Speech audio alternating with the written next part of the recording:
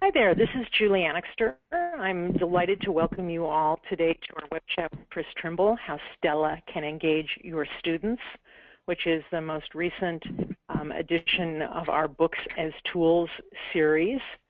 And I'm so happy to have everyone today in the audience. We're going to have a great hour. We've done a number of these, and they're very interactive and lively, and Chris is prepared not just to share his ideas with you about using Stella as a teaching tool, but also to take your questions and have some great conversation. So let me ask, just in the spirit of practicing here, I'd like to ask everybody to click the hand button on their dashboard so you can see one way you can ask a question or let us know that you've got a comment. So could everybody try raising their hand by clicking on the hand? Okay, Anne has done it, a few others, great. So there are two ways you can ask questions. You can either write them, send them to us, or you can raise your hand and we will make you live and you can ask Chris directly. So let me just say very quickly that I'm delighted, Chris, to be with you again. Chris Trimble is a professor at the Tuck School of Business at Dartmouth. He and his co-author V.G. Govindarajan have really studied this field of implementing innovation deeply. They've written a number of best-selling books. Stella is their latest but not last book, and it's a very different kind of book, which Chris will tell you about. I just want to mention before I hand it over to you, Chris, that you're definitely my favorite Renaissance man professor, because in addition to being a writer and a consultant and a professor, you were a nuclear submarine officer in the United States Navy, which I think is way cool. That goes back so away, with that, yeah. Chris, take it away. Well, actually, Julie, even before we get started, I just want to say thank you to everybody who registered. I'm loving looking at the list of registrants today. I thought I'd mention some of the names of the universities that have joined us today. The big names that everybody will recognize include the University of North Carolina, University of Tennessee, Stanford, New York University, Boston University, and California State. So first things first, go Tar Heels, go Volunteers, go Cardinal, go Bobcats, go Terriers. And I confess I had to look this one up, go Roadrunners.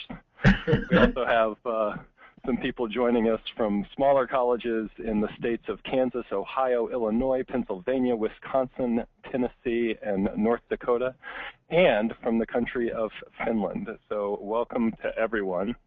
Thank you so much for coming. We also have a few from corporations, including Procter & Gamble and Booz Allen. So thank you.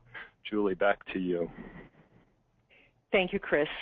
You know, I find it fascinating that in your last book, The Other Side of Innovation, you compare innovation to mountaineering. And never having been a mountaineer, I'd love some elaboration on that.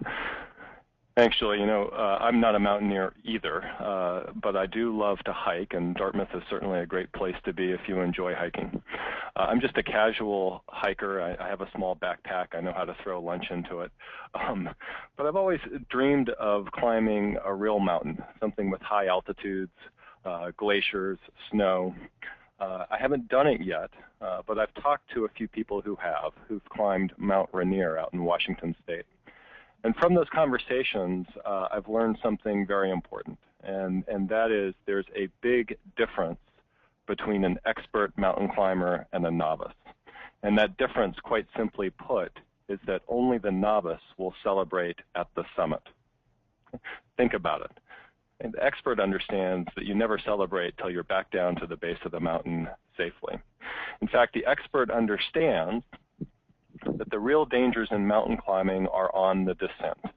Now, why is that? Well, that's because as the day goes on, the sun gets higher and the snow gets softer. There's more risk of the snow collapsing into the interior caves and tunnels in the glacier. There's more risk of big chunks of ice breaking away. There's more risk that climbers, who by then are very tired, are going to make a big mistake. So the expert understands that the real dangers are on the descent.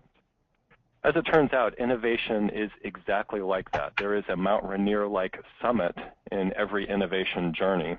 And it happens at that moment when you say, by gosh, that's it. That is a great idea. Let's move forward. Let's make things happen. And we love celebrating ideas. and it can take a long time and a lot of work to get to that summit. Okay? It might involve years of scientific research or months of developing prototypes. It might take financial analysis and strategic analysis. It might take lots of creative brainstorming sessions. So when you finally get that idea, it can feel like a huge victory. Okay? But of course, that big idea is just the beginning. After the big idea comes what we've called the other side of innovation, and that is the journey from big idea to big impact. And just like it is in mountaineering, all the big dangers, all the hidden pitfalls are on the other side. They're on the descent. It's been my experience, and pardon me for 1 second here, it's been my experience that too few people pay attention to that descent from the summit of Mount Rainier. Too few companies recognize that innovation is really a two-stage journey. Stage 1 is ideas, stage 2 is execution. Now, these two stages are night and day different from each other. I'd go so far as to say as they have nothing to do with each other. And think about it, ideas, that's about creativity, it's about brainstorming, it's about science and technology, it's about strategy, it's about disrupting your competition. Execution, what's that? That's the blood, sweat, and tears of getting the work done. The two stages have nearly nothing to do with each other, and yet you have to succeed at both to win. Well, you know, I know you and VG have spent your careers studying the other side and implementation. You know, why? Well, Julie, that's because we like blood, sweat, and tears. But seriously, almost all innovation research and almost all innovation books, it seems, are about this side, about that search for the big idea, about creating that disruptive strategy. And so originally we saw a big opportunity for improvement on the other side, and we've been chasing that challenge ever since. I think it's important to zero in just a little bit on the nature of that challenge, because the other side of innovation is not about doing one thing. It's actually about doing two things at the same time. It's actually about doing both building something new and sustaining what exists simultaneously. Okay? Now, if you think about that, that's a lot tougher than walking and chewing gum. And the reason that is that not only are these two tasks, sustaining what exists and building something new, very different from one another, they're also very deeply in conflict with one another. Let's think for just a moment about what it takes to sustain excellence in what already exists. You know what, that's all about being efficient, being productive, being accountable, being on time, on budget, and on spec every single day. And the way you do that, and this is true in every type of organization, the way you get maximally efficient is to make every task, every process, every activity as predictable and as repeatable as possible. There's great power in both. This is how you get consistent results. But if you think about it, innovation, by very definition, is exactly the opposite. Every innovation initiative is exactly the opposite of repeatable and predictable. Every innovation initiative is non-routine and uncertain. So this is not like walking and chewing gum. This is more like walking north and walking south at the same time. You know, Chris, I mentioned that yesterday I was at the World Innovation Forum, and there were people from all walks. There were mayors and professors and business people all talking about execution. So question for you is, you know, what is the biggest struggle what's the single biggest struggle that organizations have with execution? Why are we, you know, why is everybody talking about it, and why are they struggling with it? Yeah, Julie, the big struggle is so simple. It really boils down to one thing, and that is we have this romance about innovation. And that romance is basically that innovation is mostly or even entirely about individual heroics. That the real secret to innovation is to find your, quote, innovation man. This is the picture I'm showing here. We tend to imagine that innovation is about brilliant people with brilliant ideas, people who are so determined and so persistent that they'll do whatever it takes to get their vision to fruition, whether that's breaking rules or creating a conspiracy or working underground, whatever it takes to fight the system to win. And the reason that this romance has such staying power is because we're so focused on the idea side of the innovation challenge. And by golly, one person really can come up with a great idea. But can one person execute? Can one person simultaneously sustain excellence in what exists and build something new? I think on the surface, that's a laughable notion. So we need to recognize that this superhero figure here, Innovation Man, is pure fantasy. One of the most important messages in all of our books on innovation is that innovation is, quite simply, a team sport. And maybe before we go on, it'd be worthwhile to review very quickly what we've said so far. Number one, we've said innovation is a two-stage challenge, ideas plus execution. And the tendency is to focus only on that first stage, only on the idea side, when in reality, you've got to do both well to win. The second thing we've said is that the execution challenge is really about tackling two conflicting tasks simultaneously, both building something new and sustaining what exists. And then the third message, that is clearly not a job for an individual, even a heroic individual. It is a job for a team. So are you saying that innovation is really a matter simply of good teamwork? Not exactly. Certainly teamwork is important, but what we're really saying is that the team has to be structured in a very particular way. It takes a team with a very particular structure to do both of these jobs at the same time. And so in one sense, the job that our books do is rather analogous to what anybody on the line would do if they were to take a friend who had never heard of the game of baseball to Fenway Park or fill in the baseball stadium of your choice and try and explain how this game works. Now, there's a lot to explain, but certainly part of the job is explaining the job that each player on the field does. What does the catcher do? What does the pitcher do? What do the infielders do? What do the outfielders do? Okay? A baseball team is structured in a very particular way, and if you get it wrong, if you have 7 infielders and no outfielders, you're going to lose the game. A team that can simultaneously sustain excellence in what exists and build something new also has a very particular structure. So you're saying that's why my husband spends so much time watching baseball. You got it. So what does this great baseball team or innovation team look like? What does it do? So we can at least get started on describing what these teams look like. And at a high level, what all these teams have in common is that they are always partnerships between two groups of people. I'm going to call these two groups of people the dedicated team and the shared staff. That's a terminology that we introduce in some of our books. But really the distinction is so simple here. The dedicated team, that's a small group of people that's working on innovation, or actually I should say a single innovation initiative full time. And the shared staff, that's a group of people that's only working on the innovation initiative part time. Okay? They're doing double duty. They're both supporting the innovation initiative and keeping their day job, if you will, continuing to be involved in ongoing operations. And before going any further on this, I'd like to say that it has to be this way. Okay, let's consider very briefly the two alternatives. We could imagine creating a team that only has people who are working on the innovation initiative full-time. And the appeal of this is that you overcome a lot of conflict. This is the conflict avoiders strategy. Let's assign innovation to a small group of people. Let's put them in a different office. Heck, let's even move them to a different city. That way we won't have to deal with all the conflict that inevitably comes up with innovation. We'll call it a skunk works. Who knows what we'll call it?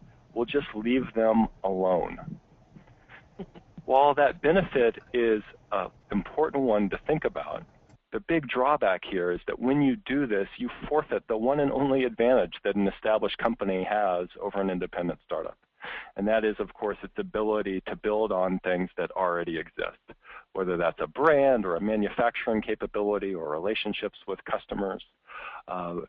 You don't want to go down that path, or you're just neutralized your one advantage.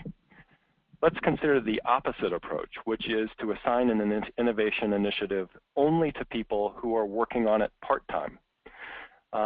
The appeal here is the apparent frugality of this approach. And I say apparent because though it seems less expensive, it's not really. If you are committed to an initiative that's going to require a certain number of person-hours of work, what difference does it make whether you use a small number of full-timers or a much larger number of part-timers? It's the same number of person-hours either way. So that apparent advantage is really an illusion. Furthermore, what you get when you go down this path is what you're doing is really trying to squeeze innovation into the tiny little slivers of slack time that exist in every organization. People that have worked for big companies know that everybody is very, very busy. And sometimes they're so busy that there's no slack left over.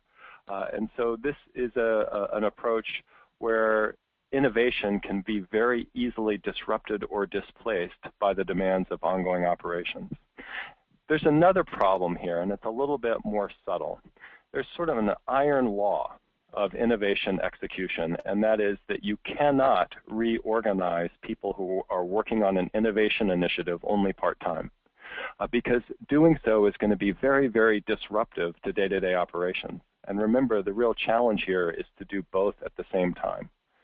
Now, this is an important constraint because so often innovation requires at least some targeted organizational change. Okay.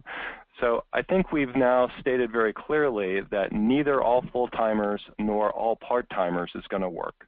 We're going to need a partnership between a dedicated team and a shared staff.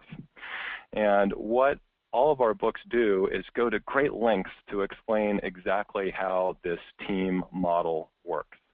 In short form, the shared staff takes on any work that will fit naturally into existing processes and existing roles and responsibilities. So it really has very little flexibility. It can do more work given sufficient resources, but it can't do different work. Everything else goes over to the dedicated team. And the real beauty of the dedicated team is that it has unlimited flexibility. You can build a dedicated team as though you're building a new company from the ground up. And in fact, to be successful, you often have to do it with exactly that mindset. The real key to making this work, or one essential element to making this work, however, is making this partnership a healthy one. This is never an easy partnership to manage. In part, that's because there's always conflict between innovation and day-to-day operations. But it's also because if you build the dedicated team right, it's very different from the shared staff. So this is two very different entities trying to find a way to work together.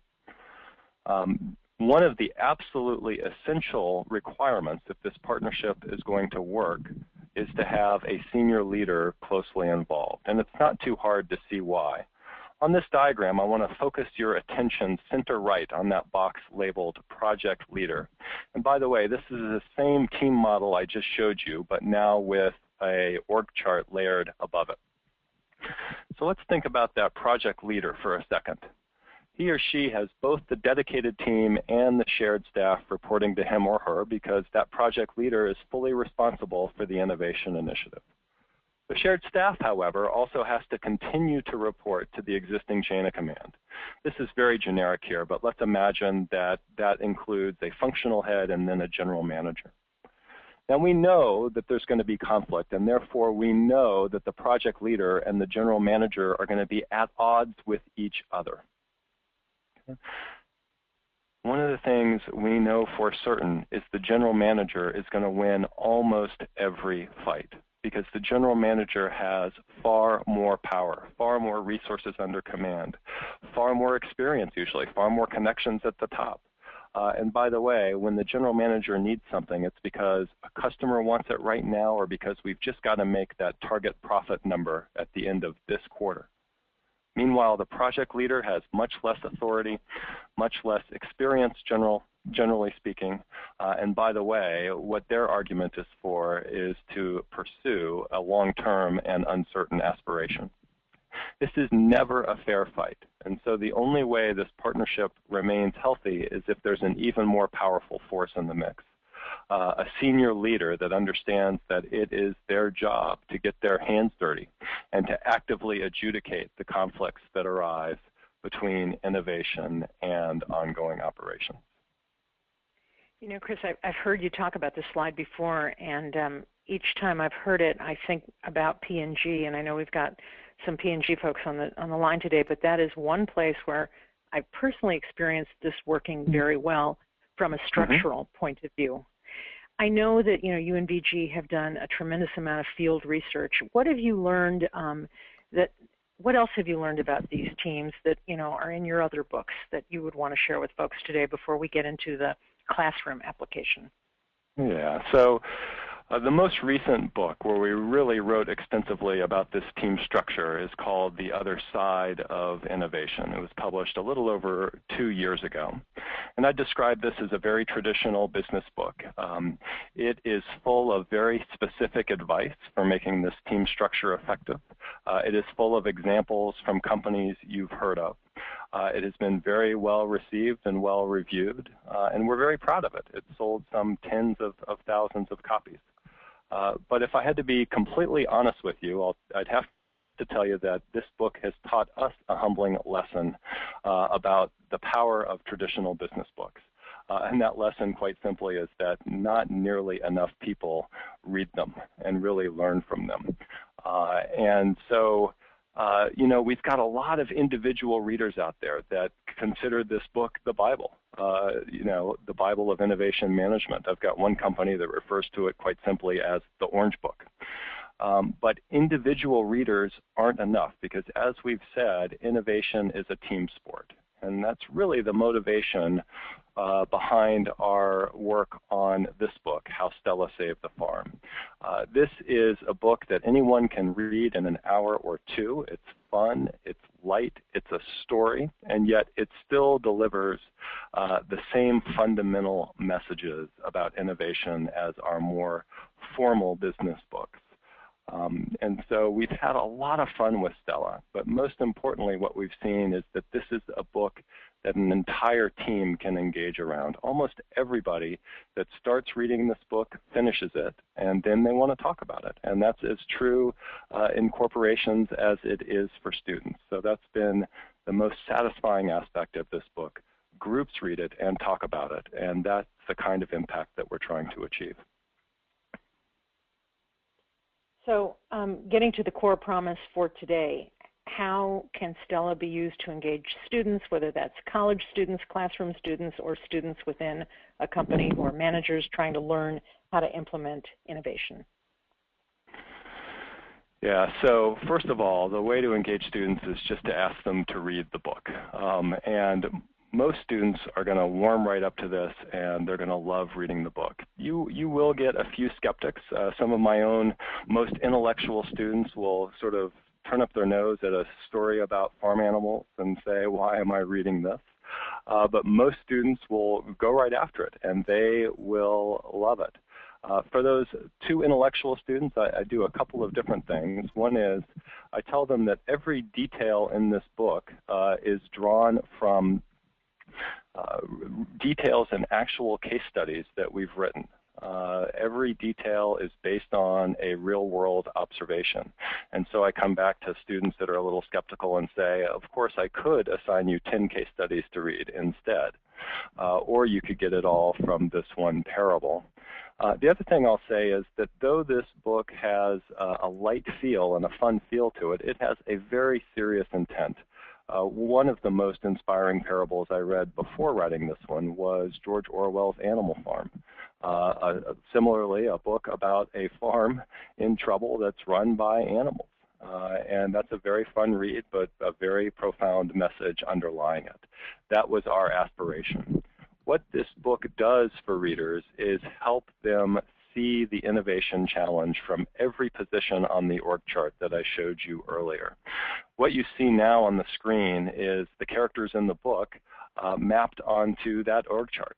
So by reading this book, you can understand what it's like to be Deirdre. You can understand what it's like to be Mav. That means you can understand what it's like to be the senior leader.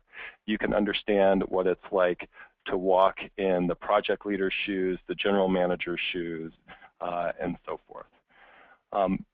That's so important because if you think about it, and this is true of any kind of team, if you're going to have a successful team, what you've got to have at the bare minimum is shared goals and mutual respect.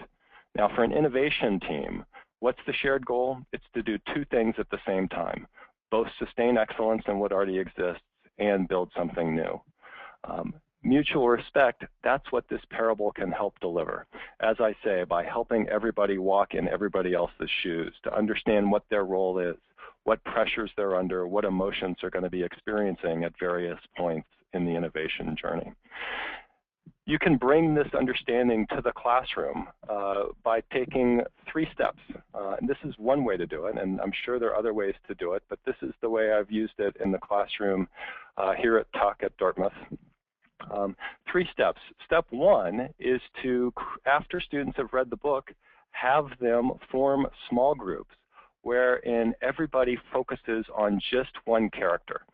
So at the end of 20, 30 minutes, you've got one group of people that is absolutely an expert on what it's like to be Stella, or absolutely an expert on what it feels like to be Bull, or Deirdre, or Maverick, any of the characters in the book. And then what we do is create a second set of group discussions where we mix everybody up. So now instead of everybody talking about the same character around the table in the small group, everybody can bring the perspective of a different character to the conversation. And everybody can listen and understand at a deeper way, or in a deeper way, what it's like to be in that character's position.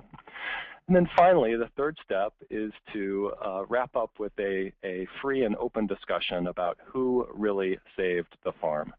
Now, those of you who have already looked at the book know that although the title is How Stella Saved the Farm, the book is really set up as a mystery.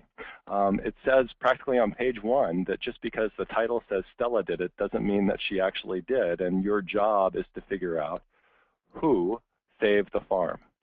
Well, if you've been listening to me today, you know that the answer is that the team saved the farm.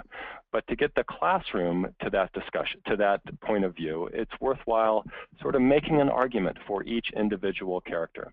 And by doing so, you'll see what it takes to make this kind of team effective.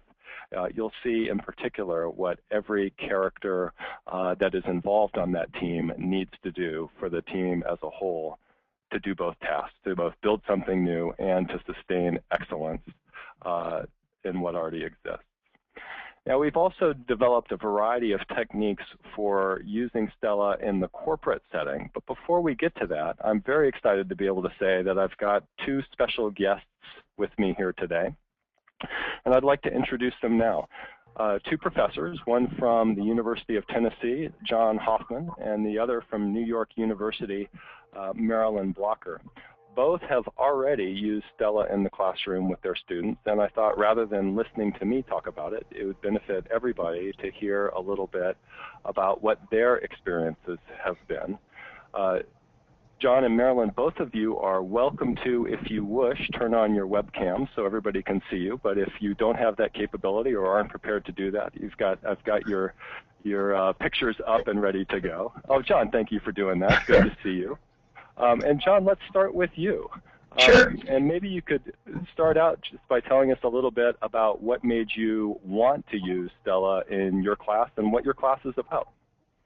The class that I teach here at the University of Tennessee is titled Leading Innovation and Change. It's a senior level class for primarily management majors who have an entrepreneurial interest.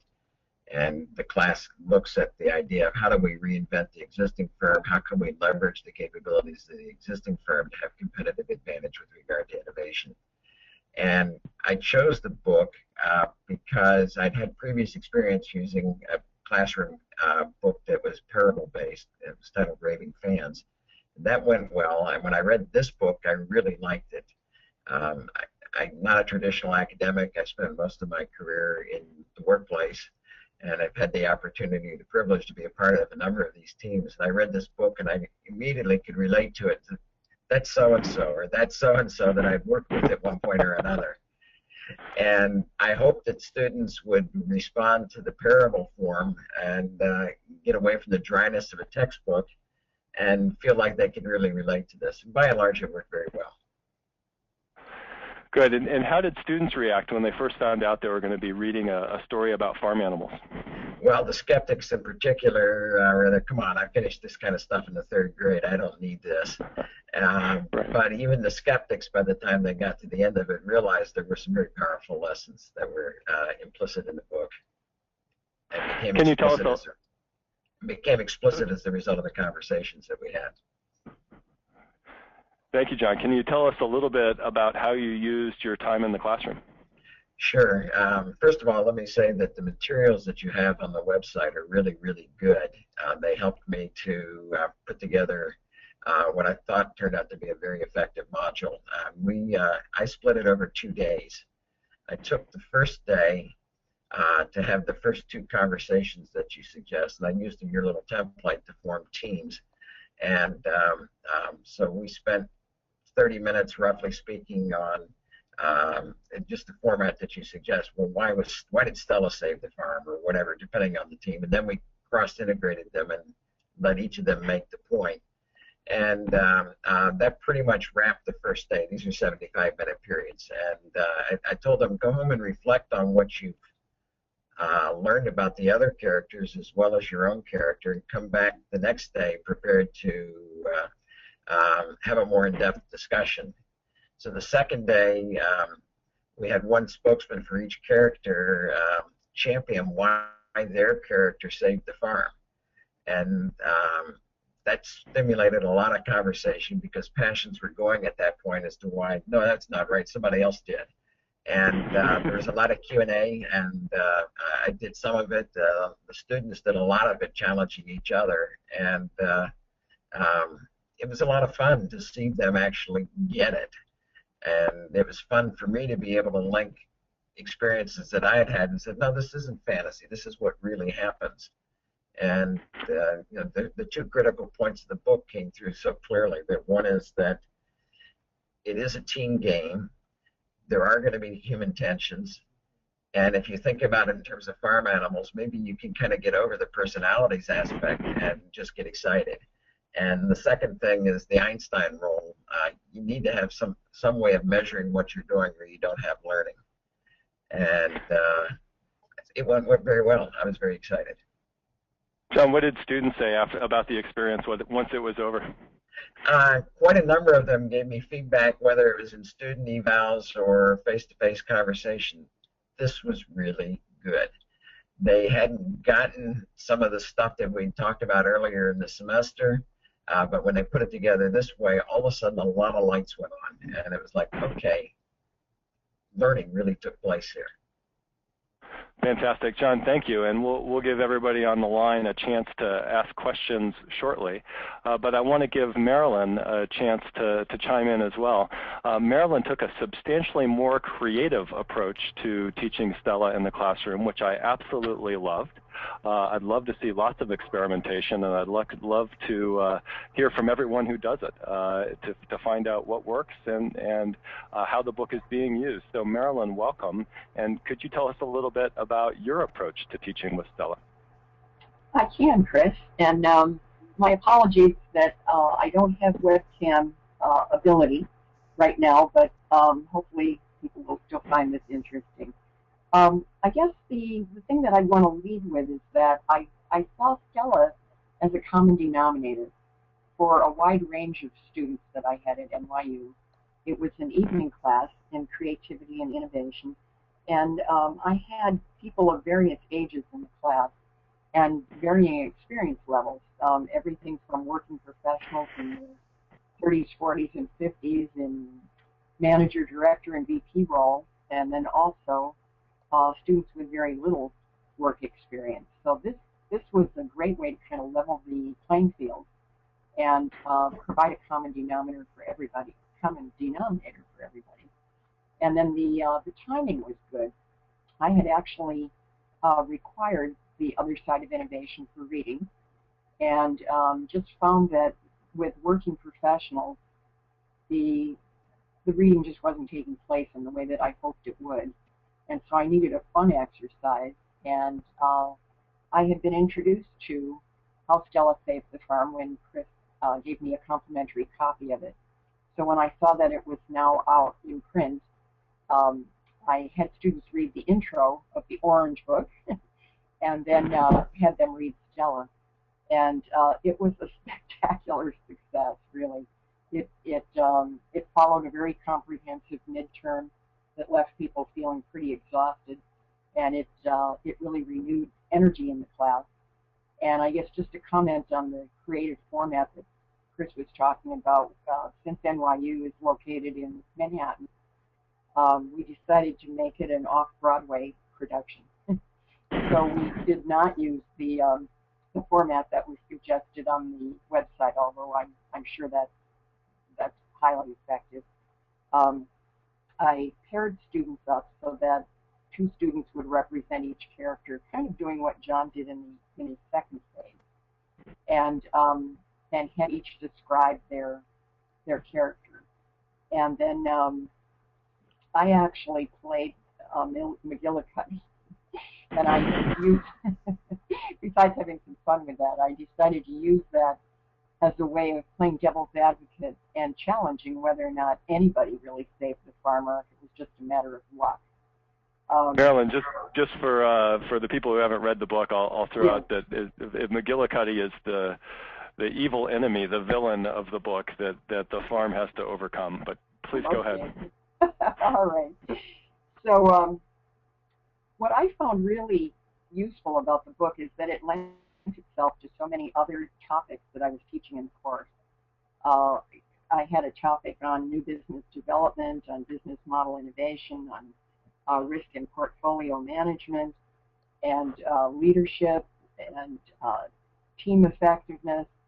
And I just found this was a great way, especially toward the end of the semester, to pull all of these subjects together and show what can happen when people are inexperienced, and experimenting, as we know, is critical to the innovation process.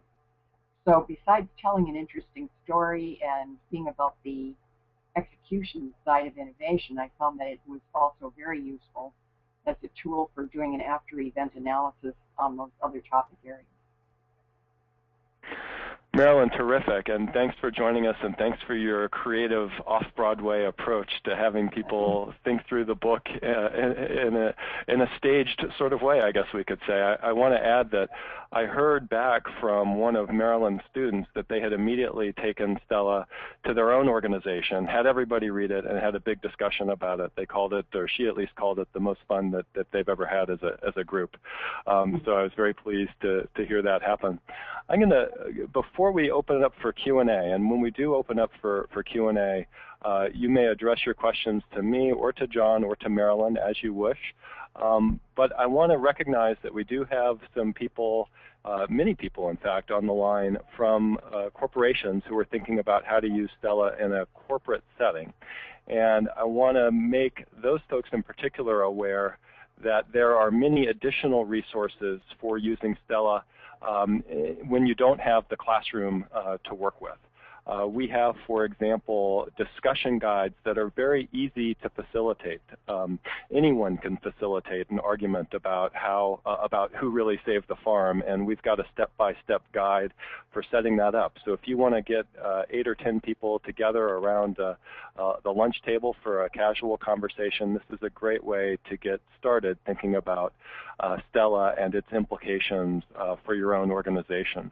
A good complement to those self-facilitated discussions is a video called Stella Explained that you'll find does a similar job to what I did in the first 20 minutes or so of today's conversation. For those of you who want to spread the word to more than just a handful of people, we've also developed a partnership with a wonderful company called the the International Thought Leaders Network, and we've developed a wonderful workshop and a small army of people who can facilitate it. And then finally, a new program that we've just started, small group web chats. If you would like to interact with me and with up to about 10 other people from other corporations who are thinking about Stella and its implications for their own innovation challenges, this is a great way to do it. It's very much like a face-to-face meeting. Everybody can participate. It's not me delivering content so much as it is as a conversation where everybody is building on what others are saying and learning from everybody else.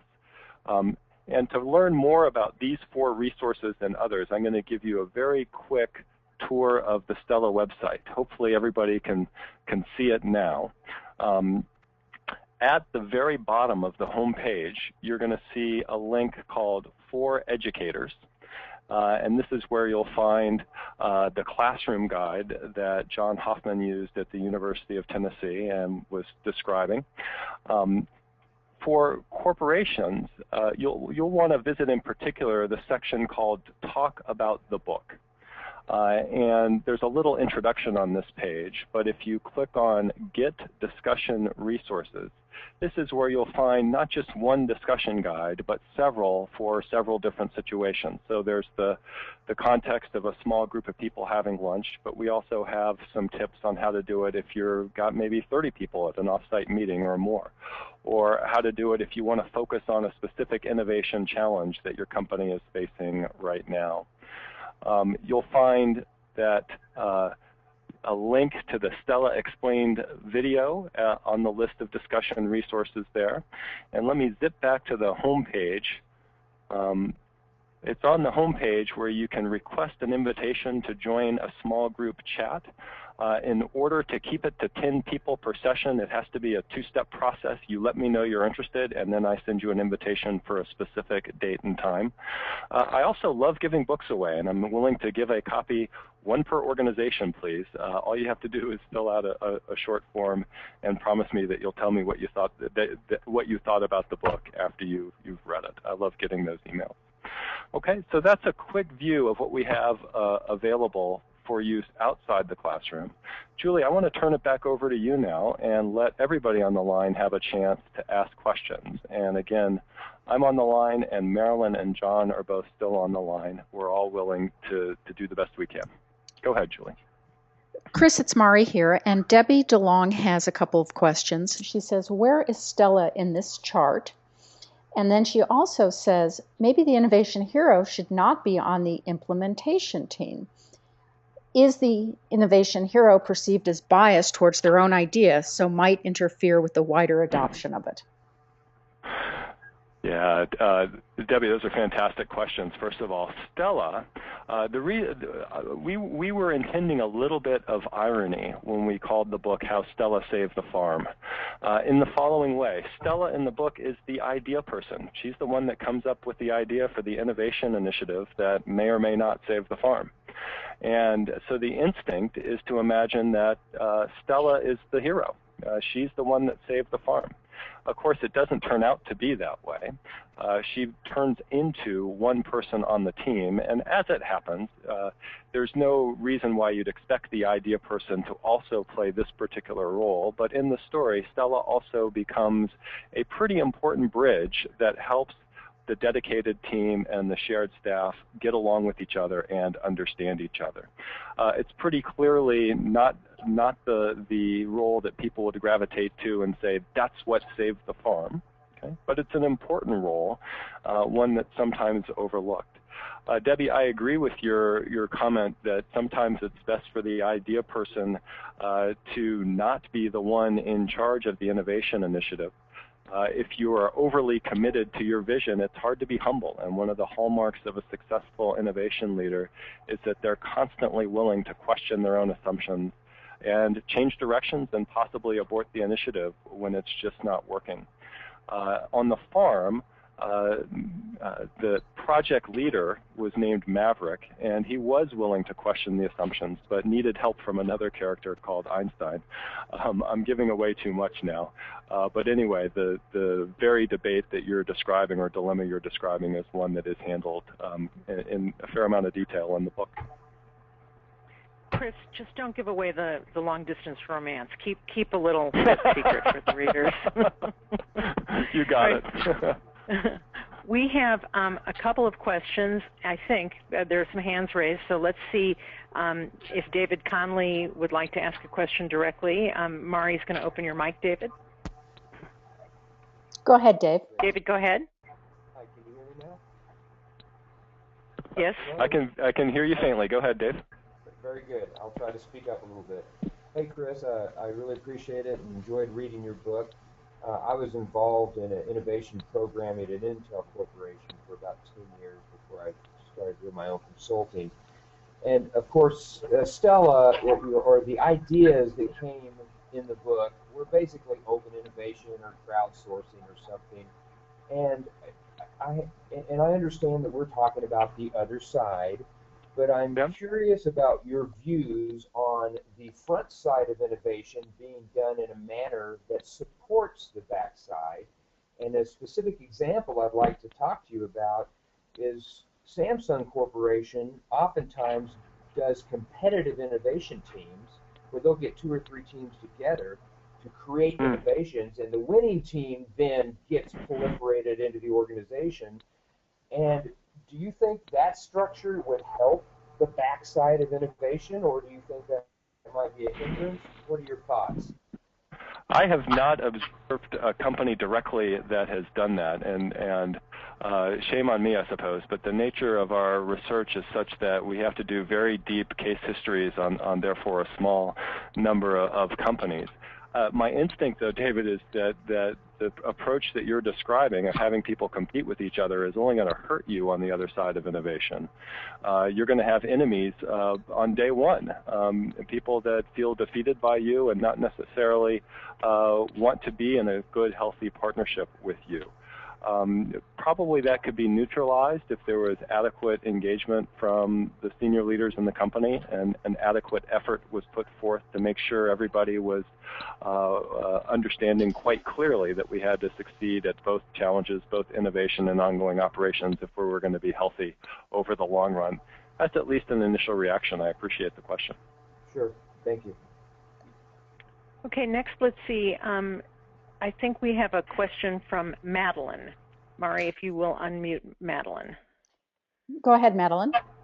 No, I don't have a question. I just read your book last night, and I'm fascinated with it. I'm a K-12 teacher in a K-12 school, and my superintendent has asked me to get out of the box and do something innovative. So I stumbled upon your book after reading Tony Wagner's Creating Innovators. And I'm just mesmerized. And I thank you so much for allowing me to join this webinar. I'm not from a big corporation, but I'm having a ball. So that's all. Well, if we think about the educational system as a whole, Madeline, we've got one of the biggest corporations in the country. Let's think of it that way, and certainly one of the most important. As it happens, my sister has been a K-12 teacher for many years and just took on a job as principal, and she's trying to figure out how to get people talking about Stella in her school district. So maybe at some point we can connect the two of you. That sounds like a fun idea. Thank you. And I'll chime in here, Chris. Madeline, where are you based? Where are you located? I'm actually Region 6, which is in Litchfield, Connecticut. Well, that is fantastic because I don't know if you're aware of this, but you got the Connecticut Invention Convention in your state run by a fantastic person, and it's the longest running K-12 innovation education in the country. So separately from this, I'll hook you up to that, but I wanted to build on what you said and ask Chris a question. Do you see the book being effective for high school students equally as well as college students? Would you believe I've had readers as young as 8 years old tell me that they've read the book and enjoyed it. I've quizzed them on it, and it's quite clear that they read the story very carefully. I think the innovation lessons were lost on them, but certainly by the time we get to the high school level, I think some of the management lessons of the book will be readily apparent. I'd love to see it used in K through 12, and am eager, or in high school, I should say, and would be eager to get feedback from teachers on how it's being used and what's getting through, and how students are reacting. Great, thanks. So let us open it up. Does anybody else have a question for Chris? And while you're thinking about it, I'm looking at the hands, and I'm looking at the questions coming in. I will ask a quick. Oh, here's one from Debbie. Does the website have examples of how to disseminate and discuss Stella within a corporate setting, i.e. not sessions run by Chris, but run internally? Who should do it? Who should do it? Let's start there, and then just got another question. Okay. Absolutely. There are a number of different techniques available for getting people talking about Stella, and they were all designed with an eye towards me not being there. I want this book to have far wider reach than what I could ever achieve by getting on planes and showing up in different cities around the country and around the world. And so through guides to self-facilitated discussions and the videos and the web chat, certainly we have lots of different options. And if you want to think about scaling up to a larger number of readers, we've got the tool for that. I mentioned it earlier. It's facilitated workshops delivered by the International Thought Leaders Network. They are excellent at what they do. I think that very often when it gets to that level, it's led from the human resources function and within organizational development or executive development. And Debbie, if you want to have a further conversation about this, I'd be more than delighted to, or have one of my partners join you. Just let me know. Debbie also had kind of a second piece of that question, which was, who should run these sessions internally? Should it be the innovation hero, the CEO? Should it be top down or bottom up? And so maybe you could elaborate on that too. Yeah. So, look, the most powerful group of people for discussing this book would be the innovation leader, the person that is full-time charged with leading an innovation initiative forward, plus their team, their full-time team, the dedicated team, plus the most important members of the shared staff, plus 1 or 2 or 3 executives that are most responsible for supervising this initiative. By there, you probably got 10, 11, 12 people involved. It's realistic to do that as a small group or 1 or 2 small groups, and all the tools are right there on the website. I think once you say, hey, this is something that needs to extend beyond a single project in our organization, now we need more senior leadership involved. And I'll just chime in there, Chris, and say that some of the corporate folks that we've given the book to have said, oh my God, I've recognized myself in this book. This is exactly what we're going through here, and this is across a lot of different industries, and have purchased 12 or more books to start the discussions internally. And so, Debbie, I know there's also a wonderful model where people are just trying to introduce the idea and using the folks who have the passion for it to run it if they don't, in this case, have an innovation team leader available. I think the beauty of this book and the discussion guides and all the tools that Chris and the team have put together is it really makes it so simple that anybody could run one of these groups. Absolutely, that's the idea. Any more questions from this group? I can't believe we've got a bunch of educators and not grilling you, Chris. So let me just. Julie, we have a question from Uday, and Uday's mic is open. You can go ahead. Okay, hi Chris. This is Uday Sheth from Procter & Gamble. I'm a R&D manager here working on innovation. So unlike Madeline, I work for one of those big companies. Here's my question. It goes back to the partnership model. You can imagine that if we have a lot of different innovation teams, each with some dedicated resources, but also tapping what you're calling shared resources, it can set up quite a matrix structure. How have you seen other companies manage the complexity that can arise when you get into that level of matrixing? And would you have any specific companies you would call out as really doing an effective job on that? And thank you again for the webinar. This has been great. Yeah, my pleasure. So, Uday, one of the most important things that has to happen for the partnership to be healthy and for the team model as a whole to work is that the shared staff has to be adequately resourced to do both of its jobs. Yesterday, before the Innovation Initiative, it just had the one job, ongoing operations. Now it's got two, ongoing operations plus innovation.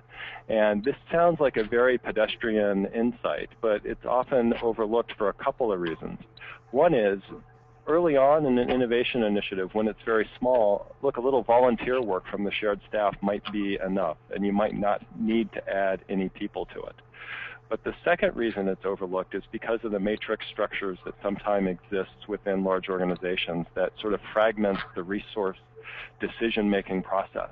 So while the dedicated team might be a budget that's very easily thought about and debated and discussed, there might be 3 or 4 different approvers or people who have some say over the budget for the shared staff.